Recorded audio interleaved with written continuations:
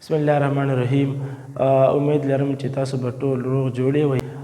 نن موږ د بایولوجي ریلیټډ یو سلسله سټارټ کوو چې په هغې سلسله کې به موږ سره د بایولوجي بیسکس کنسپټس هغې کنسپټ کې موږ سره ټول هغه ټرمز راځي چې هغې ټرمز سټوډنټس ته ډېر زیات مشکلات وي.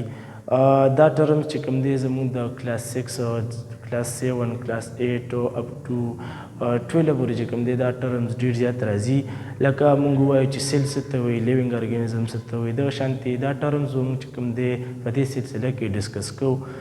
د دې سلسلې نه علاوه چې کوم دی موږ به په دې لیکچرز کې چې کوم دی بایولوژیکل ډسکشن کوو.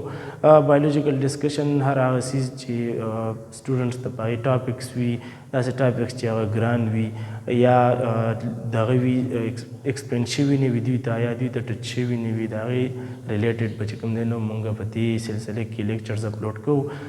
د دې فایده به دا وي چې کوم ماشومان د بیسکس نه سټارټ واخلي هغوی ته به ډېرې زیات اسانه وي په دې کې.